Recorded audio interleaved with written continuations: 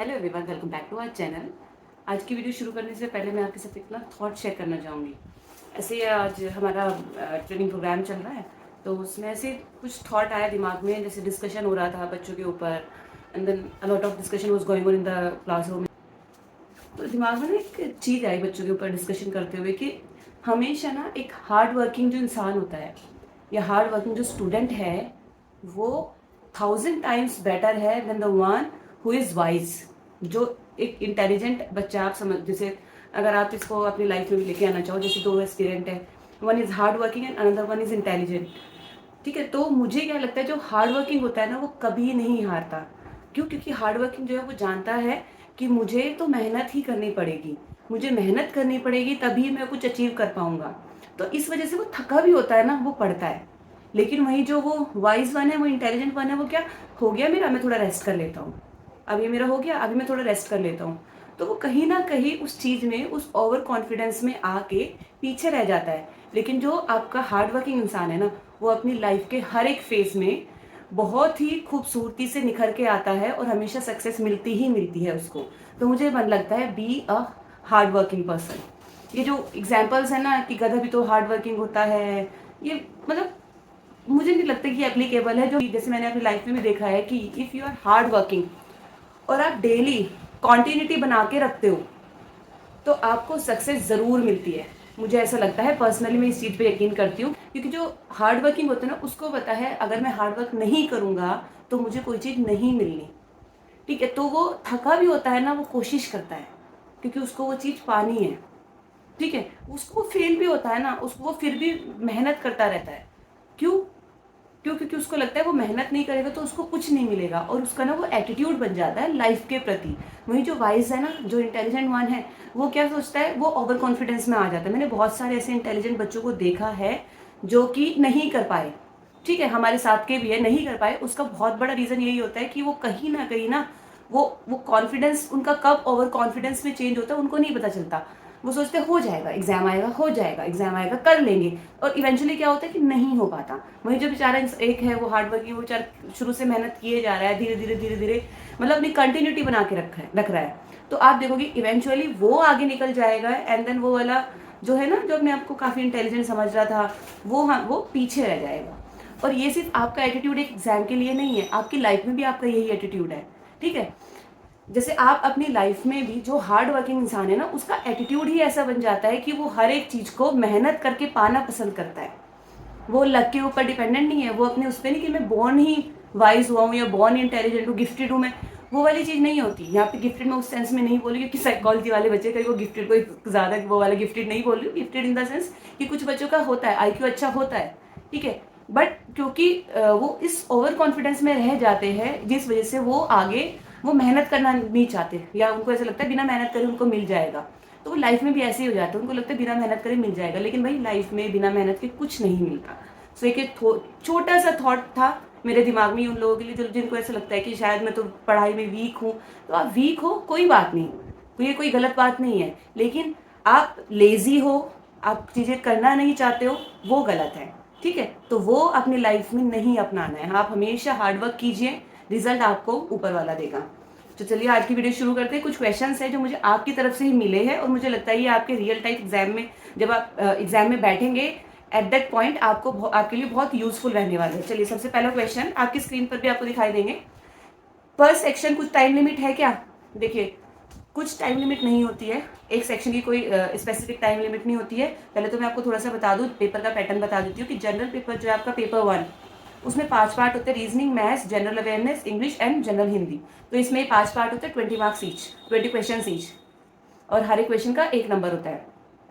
तो आप जैसे रीजनिंग, मैथ्स, इनका कोई टाइम लिमिट नहीं है जो डीएसएसबी ने प्रिस्क्राइब की है, बट आप जब अपनी स्ट्रेटेजी बना रहे हैं तो आपको वो लिमिट, कुछ टाइम लिमिट रखनी है कि ये वाला पार्ट के लिए मैं इतने मतलब इतना टाइम दूंगी। वो आपको अपनी स्ट्रेटेजी में रखना है कि मैं पेपर 1 में रीजनिंग वाले सेक्शन को फॉर एग्जाम्पल 15 मिनट्स दूंगी। तो वो आपको अपनी स्ट्रेटेजी इसी तरह से बनानी है।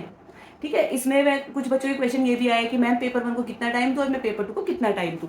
तो मैं ये कहना चाहूँगी, जो जिनका क्वेश्चन पेपर ऐसा है, मतलब सब्जेक्ट ऐसा है जो थोड़ा सा लेंथी टाइप का है, तो वो लोग पेपर 1 को दे कम टाइम और अपना पेपर 2 के लिए प्रॉपर टाइम रखे। जैसे मैथ्स के स्टूडेंट्स हैं, टीजीटी मैथ्स वाले, तो उनके लिए क्या करे, वो पेपर 1 को वो कम से कम, मतलब पेपर 1 को 45 टू 50 मिनट्स दे, लेकिन पेपर 2 के लिए वो 1 घंटे से ज़्यादा का समय रखें। वहीं जो दूसरे बच्चे जैसे कुछ लैंग्वेज स्टूडेंट्स हैं, वो अपना पूरा टाइम दे, पेपर 1 को पूरा टाइम दे, लेकिन इतना भी नहीं करना चाहिए कि पेपर 2 के लिए बिल्कुल ही टाइम ना बचे। मतलब अगर आपको लगता है कि 1 आवर में हो जाता है तो 1 आवर दीजिए, 1 आवर 5 मिनट 10 मिनट इतना तो ऊपर नीचे चल जाता है। लेकिन पेपर जब आप अटेम्प्ट करें तो इस तरह से आपकी स्ट्रेटेजी होनी चाहिए कि आप पूरा पेपर देख पाए। ऐसा ना हो कि लास्ट में आपका 1-2 सेक्शन रह गया, तो ये वाली चीज़ नहीं होनी चाहिए। ठीक है, तो आप अपनी स्ट्रेटेजी ऐसे ही बनाइए कि आप पूरा पेपर अटेम्प्ट कर पाए। ठीक है, एंड देन दूसरा क्वेश्चन, क्या क्वेश्चन की लैंग्वेज चेंज की जा सकती है? Yes, you can change the language of a question. आप जब पेपर क्वेश्चन मतलब अटेम्प्ट कर रहे होंगे एग्जाम, तो आप देखेंगे साइड में 3 ऐसे डॉट करके होते हैं ऐसे से, तो आप उसको क्लिक करेंगे तो you can change the language of the question. बिल्कुल चेंज की जा सकती है, इसमें कोई प्रॉब्लम नहीं है। And the next question is regarding skipping the section.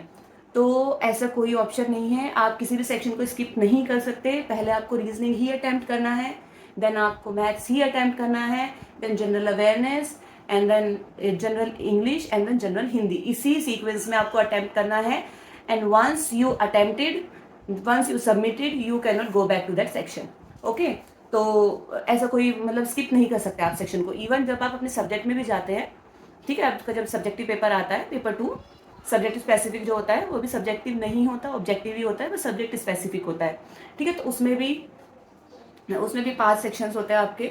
तो हर एक सेक्शन में वही है, आप स्किप नहीं कर सकते। पहले पहला करेंगे, देन दूसरा करेंगे, देन तीसरा, देन चौथा, देन फिफ्थ। ठीक है, देन अब बात कर लेते हैं न्यू वैकेंसीज की। अब देखिए, इसका मुझे ज़्यादा आइडिया नहीं है, लेकिन फिर भी सुनने में आ रहा है कि नई टीजीटी की नई वैकेंसीज आने वाली है।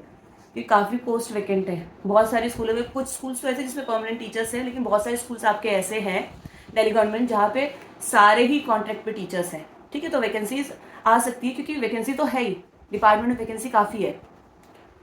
Next question is one submitted that particular section will be lock. One submitted की एक बार जब आपने सबमिट कर दिया तो वो जो सेक्शन है वो लॉक हो जाएगा। हाँ, बिल्कुल सही क्वेश्चन, ये बिल्कुल सही बात है। वन सबमिटेड, उसके बाद आप उस सेक्शन को, then particular section, you won't be able to see the questions again, you won't be able to go to that section again. एक बार सबमिट कर दिया तो कर दिया, अब आप नहीं देख पाओगे। And the next question is regarding age relaxation. So let me tell you that there is no age relaxation, कोई भी एज रिलैक्सेशन नहीं है except caste reservation, and then contractual employees, and then departmental employees, इनके लिए है। लेकिन ऐसा कुछ आ रहा है सुनने में कि जो पहले एज रिलैक्सेशन रहती थी फीमेल के लिए, मतलब +10 ईयर्स रहती थी, तो वो शायद वापस आ जाए, क्योंकि काफ़ी बच्चों ने केस वेस किया हुआ है इस चीज़ के ऊपर। तो शायद हो सकता, बाकी स्टेट्स में भी यही है, 40 ईयर्स है फीमेल की, तो वो शायद अभी हो जाए। देखते हैं, बाकी एडवर्टीजमेंट आएगी तभी कह सकते हैं हम कि होता है या नहीं होता। ठीक है, नेक्स्ट क्वेश्चन, सामान पर्स रखने का इंतज़ाम है क्या? तो मैं आपको बता दूं कि हाँ, सामान रखने का, पर्स रखने का अरेंजमेंट है, लेकिन वो बाहर ही रखवा देते हैं। तो यदि आपके साथ कोई जा सकता है तो कोशिश कीजिए ले जाइए, बाकी अरेंजमेंट है वहाँ पर। और जब एग्ज़ाम ख़त्म होता है, जब वापस आते हैं आप लोग, तो वो ऐसे ही आपको नहीं देते आपका सामान, वो कहते हैं अपना फ़ोन ना ओपन करके दिखाओ, तो जो बच्चा ओपन कर देता है वो जा सकता है। तो ऐसे है वैसे अरेंजमेंट, ऐसा नहीं है। नेक्स्ट क्वेश्चन, न्यू सिलेबस के अकॉर्डिंग एग्जाम आ रहे हैं। तो let me tell you, yes, DSSB is following the syllabus के अकॉर्डिंग एग्जाम आ रहे हैं। हाँ, वो सुपर, मतलब ऐसा भी हो सकता है कि उसमें इजी क्वेश्चंस आ जाए, उसमें हो सकता है डिफिकल्ट क्वेश्चन आए, लेकिन क्वेश्चंस आ रहे हैं, मतलब सिलेबस से ही आ रहे हैं। और आपको एक चीज़ और मैं बताना चाहूँगी, जैसे मेरा एग्ज़ाम था 7 जुलाई को, अभी फिर दूसरा एग्ज़ाम था मेरा 4 अगस्त को। तो उन दोनों का मेरा एक्सपीरियंस काफ़ी डिफरेंट रहा। जुलाई में the DSSB officials were very lenient, लेकिन इस बार इन अगस्त दे वर क्वाइट स्ट्रिक्ट। इवन क्या था, उन्होंने लास्ट टाइम तो उन्होंने जाने दिया था टेप वेप लगा के, चलो किसी ने बैंगल्स पहनी है, इस तरह की इयरिंग्स पहने, लेकिन इस बार उन्होंने बोला मैडम निकालिए इसको और बैग में रखिए। पहले तो उन्होंने यही बोला, फिर मैंने बोला नहीं सर, लास्ट टाइम तो आपने ऐसे किया था। कह रहे तो लास्ट टाइम हमने ऐसे किया था, तो आप भी ऐसे ही करेंगे। एक्चुअली मैं उस दिन निकाल के नहीं गई थी, क्योंकि मुझे लगा वो हम भी लीनियंट हो जाते थोड़े से कि हो जाएगा। तो फिर उन्होंने निकलवा के उसको प्रॉपर रखवाया। इवन तो रिंग जो थी वो भी उन्होंने बोला कि मैडम इसको भी रखिए आप, इस पर भी टेप लगा दीजिए, बाकी इनको तो सबको निकलवा दीजिए। आपके जो ये है ईयरिंग्स इनको भी सब निकाल के ना टेप लगा के रखिए आप इसको, वो भी बहुत उनसे मैंने रिक्वेस्ट करी तब जाके। तो अपना जितनी भी आपकी गोल्ड की ज्वेलरी है या मेटल की ज्वेलरी है वो सब निकाल के जाइएगा। और बाकी ऑल द बेस्ट, एग्ज़ाम्स आने वाले हैं, कोशिश करेंगे आगे भी आपके लिए ऐसी वीडियोज़ लेकर आते रहे। Thank you very much, do like share and subscribe if you like my content. Thank you.